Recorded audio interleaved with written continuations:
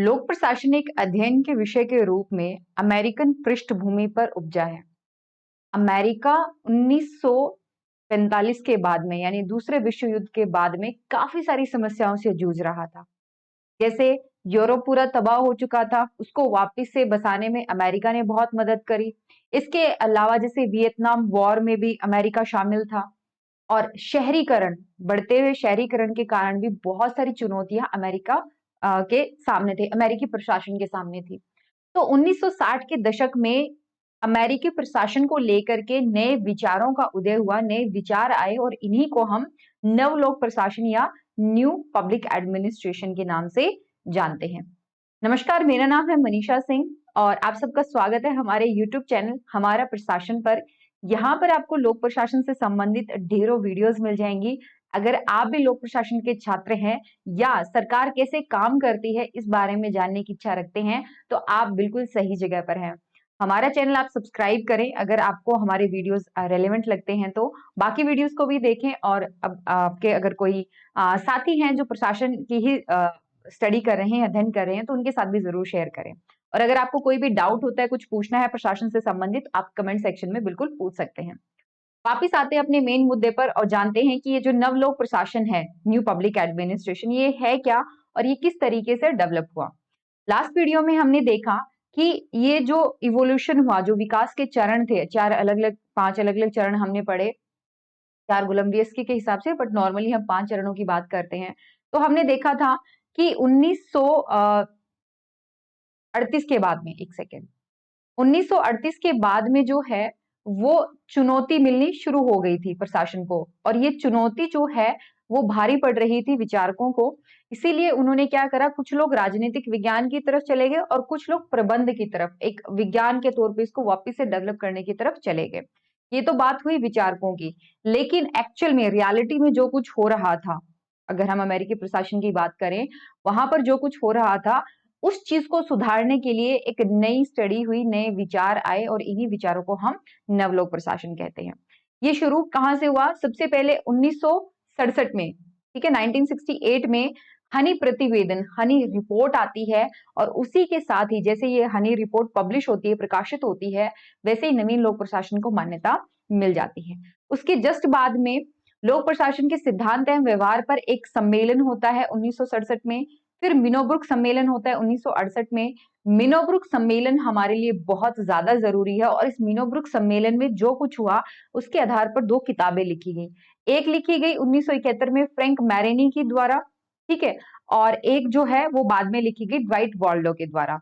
तो ये 4 घटनाएं जो हैं वो नवलोक प्रशासन में बहुत ज्यादा इंपॉर्टेंट है। कौन कौन सी? हनी प्रतिवेदन 1967 में, लोक प्रशासन के सिद्धांत एवं व्यवहार सम्मेलन 1967 में ही होता है, मिनोब्रुक सम्मेलन 1968 में, फ्रैंक मैरेनी एंड ड्वाइट वॉल्डो के प्रकाशन ये 1971 में आते हैं।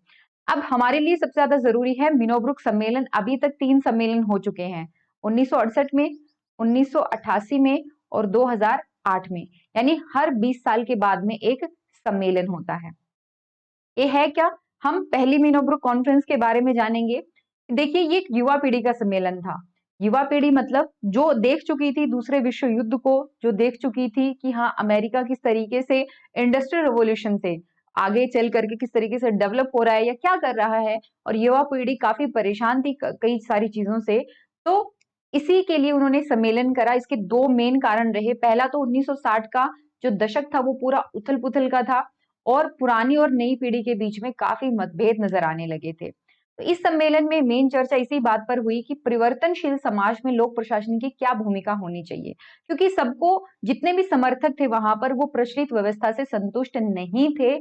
वो चाहते थे कि हम जैसा चाह रहे हैं प्रशासन वैसा हो, यानी कि यहाँ पर प्रशासन को अपना पुराना रूप छोड़ करके नया रूप अपनाना पड़ेगा। किस तरीके से, वो बताया गया लोक प्रशासन के लक्ष्यों के अंदर। 4 लक्ष्य दिए गए जिसको हम कहते हैं goals of new public administration, कि यहाँ पर बताया गया लोक प्रशासन किस तरीके का होगा, क्या काम करेगा। पहला गोल, पहला लक्ष्य उसको दिया गया प्रासंगिक होने का। प्रासंगिक होने का मतलब ये है कि जनता तो चाह रही है आप नई सड़कें बनाओ, आप नया काम करो, कुछ आप कुछ और ही कर रहे हो, तो आप प्रासंगिक कहाँ हुए, है ना। तो जो परंपरागत लोक प्रशासन था, यानी पुराना जो प्रशासन था, वो दो प्रकार के लक्ष्य के साथ काम कर रहा था, कुशलता और मितव्ययिता। कुशलता मतलब जो भी हम काम करेंगे उसमें रिसोर्सेज, जो संसाधन है उनका कम से कम खर्च हम करेंगे, संसाधनों का सही तरीके से यूज करना, है ना। फिर मितव्ययिता का मतलब कि वेस्टेज बहुत ज्यादा नहीं होगी, बहुत ज्यादा पैसे नहीं लगेंगे, संसाधन ज्यादा वेस्ट नहीं होंगे। लेकिन नए लोक प्रशासन ने इन लक्ष्यों को अप्रासंगिक करार देते हुए कहा कि आपको और ज्यादा रेलेवेंट होना पड़ेगा, और ज्यादा प्रासंगिक होना पड़ेगा। कैसे?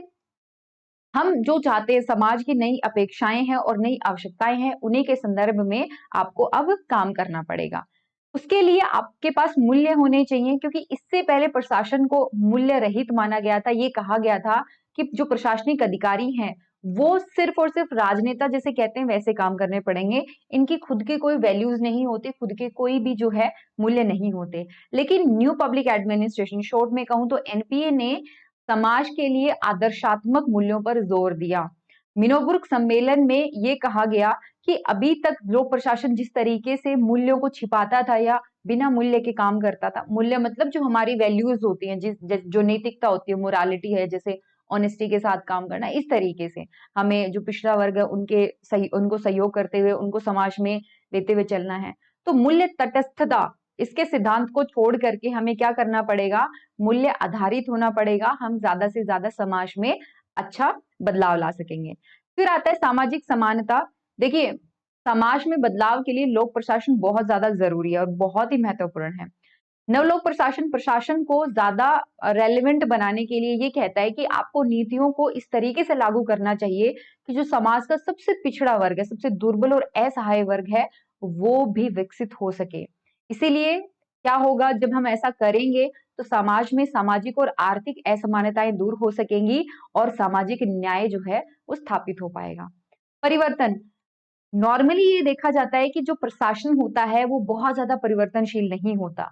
वो व्यवस्था को जस की तस बनाए रखना चाहता है, और व्यवस्था बनाए रखने के लिए कई बार क्या होता है कि वो बहुत ज्यादा जड़ता, ठीक है, बहुत ही ज्यादा जड़ता का मतलब होता है कि एक ही जैसे पैटर्न पर डिपेंडेंट रहना, वो ले आता है कई बार, और इसी की वजह से बहुत बार समस्याएं भी क्रिएट होती हैं। तो इन्होंने कहा कि वर्तमान में समाज निहित स्वार्थों का पोषक बना हुआ है। लोक प्रशासन को सामाजिक परिवर्तन के औजार के रूप में प्रयुक्त कर समाज के निहित स्वार्थों के शिकंजे से मुक्त कराकर सामाजिक न्याय के मार्ग पर अग्रसर करना है। समाज के जो, मान लीजिए, जो धनी आदमी हैं, जिनके पास ज्यादा ताकत है, लोक प्रशासन उनके लिए काम कर रहा है, तो पिछड़े वर्ग का कौन ध्यान रखेगा? दुर्बल और असहाय का ध्यान कौन रखेगा? वो भी प्रशासन को ही रखना पड़ेगा, और उसके लिए प्रशासन को अपने आप में कुछ बदलाव करने पड़ेंगे, परिवर्तन की ओर जाना पड़ेगा। तो ये था आपका नवलोक प्रशासन, उसके 4 गोल आपको ऐसे कैसे याद रखने पड़ेंगे, तभी जाकर के आप जो है अच्छे से आंसर्स लिख पाएंगे इनके ऊपर। इनमें अगर आपको समझने में कोई दिक्कत होती है तो आप बिल्कुल हमें बता सकते हैं।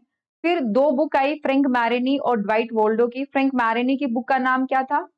नाम था इनका नवीन लोक प्रशासन की दिशाएं, है ना, मिनोब्रुक परिप्रेक्ष्य में, toward a new public administration, Minnowbrook perspective. और फिर ड्वाइट वोल्डर ने लिखा था उथल पुथल के काल में लोक प्रशासन, public administration in a time of turbulence. और दोनों ने ही मिनोब्रुक कॉन्फ्रेंस में जो बातें कही गई थी उसके ऊपर पूरा डिटेल में इन्होंने लिखा था, और ये माना गया कि मैरिनी, फ्रैंक मैरिनी की जो किताब है वो एनपीए के ऊपर लिखी गई पहली बुक है। ठीक है, अब आप मुझे कमेंट सेक्शन में बताएंगे कि पब्लिक एडमिनिस्ट्रेशन यानी लोक प्रशासन की पहली पाठ्य पुस्तक किसे कहा गया? किस विचारक के द्वारा लिखी गई किताब को लोक प्रशासन की पहली पाठ्य पुस्तक कहा गया है?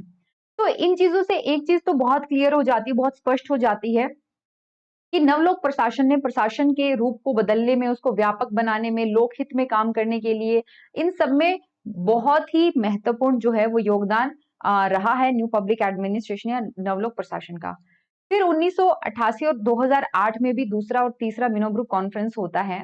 देखिए, दूसरा जो मिनोब्रुक कॉन्फ्रेंस होता है ना, वो काफी हद तक समाज में जिस तरीके के बदलाव आ रहे थे उससे प्रभावित हो रहा है। 1988 के दशक में मार्केट का बहुत ज्यादा बोलबाला था, यानी कि सरकार का रोल कम से कम होना चाहिए और निजी क्षेत्र ज्यादा से ज्यादा आगे बढ़े, प्राइवेट सेक्टर ज्यादा से ज्यादा आगे बढ़े, इस तरीके की जो है वो एक विचारधारा चल रही थी।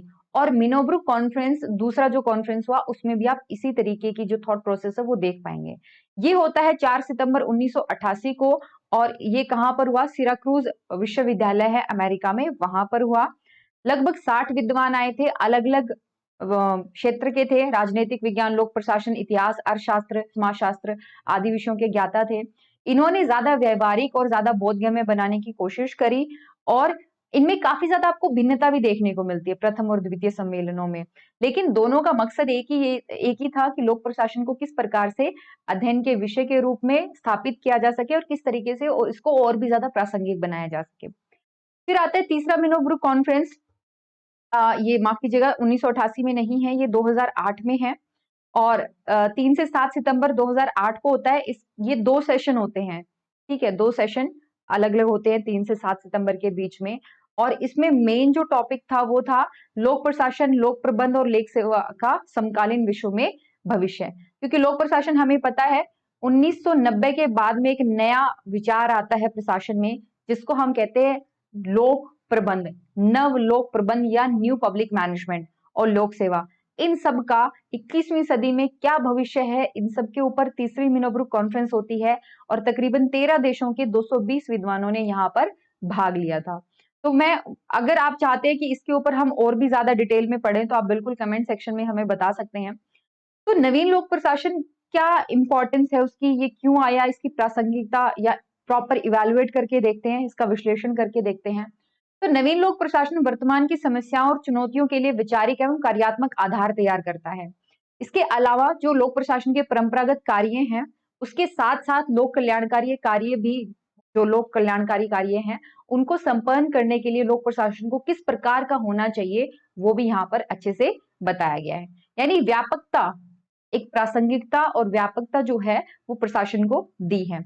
निग्रो एवं निग्रो के अनुसार मैं चलूं तो यहाँ पर एक नया क्षेत्र उभर करके आया है, पाठ्यक्रम में भी कुछ नई चीजें आई हैं। इन नवीन तत्वों में सर्वाधिक प्रशंसनीय सामाजिक न्याय की सिफारिश करना है, क्योंकि ये चीज बहुत ज्यादा जरूरी है। जब हम बहुत सारे जो वर्ग हैं समाज के उनको साथ में लेकर के हम क्या कर सकते हैं, विकसित कर सकते हैं अपने समाज को। लेकिन आलोचकों की यह धारणा भी रही कि यह आवश्यक नहीं कि नवीन दृष्टिकोण के आधार पर ही निर्मित नीतियां जन इच्छाओं के अनुकूल ही हों। ठीक है, इन्होंने कहा कि जरूरी नहीं आपने नया बता दिया तो सब कुछ नया नया होने लगेगा, बट फिर भी सारी आलोचनाओं के बाद भी हमें यह तो मानना ही होगा कि लोक प्रशासन ने पारंपरिक लोक प्रशासन को एक नई दिशा एवं एक नई प्रेरणा प्रदान करी है। यहाँ पर हमारा आज का लेक्चर खत्म होता है। जाते जाते मैं आपको बता दूं कि अगर आप हमारे ये वाले जो लेक्चर के नोट्स है परचेज करना चाहते हैं तो आप बिल्कुल हमें कांटेक्ट कर सकते हैं। पीडीएफ फॉर्मेट में आपको सारे नोट्स मिल जाएंगे। कोर्स अगर आप परचेज करना चाहते हैं, कोर्स या टेस्ट सीरीज यूपीएससी नेट और पीसीएस के लिए, पब्लिक एडमिनिस्ट्रेशन के लिए, तो वो भी आपके पास आपको मिल जाएंगे, अवेलेबल हैं। इसके अलावा आप अभी सोच रहे हैं लोक प्रशासन को विषय के रूप में चुनने के लिए, तो आप बिल्कुल एक बार कॉल करके जरूर अपने जो भी सवाल जवाब है, जो भी आपकी सवाल है उनके आप जवाब ढूंढ सकते हैं। कैसे कांटेक्ट करेंगे आप हमें, ये नंबर दिया गया है, आप इस पे हमें कांटेक्ट कर सकते हैं। साथ ही आपको एक टेलीग्राम लिंक मिल जाएगा नीचे, उस पे आप हमसे जुड़ सकते हैं उस टेलीग्राम लिंक से। तो जाते जाते चैनल को एक बार सब्सक्राइब जरूर कर दीजिएगा और चेक कर लीजिएगा कि ये जो नोटिफिकेशन बेल आपने दबाया है इसमें आपने ऑल का ऑप्शन जो सिलेक्ट कर रखा है, ताकि हर वीडियो की नोटिफिकेशन आपको मिलती रहे। चलिए कल मिलते हैं, till then take care and bye bye.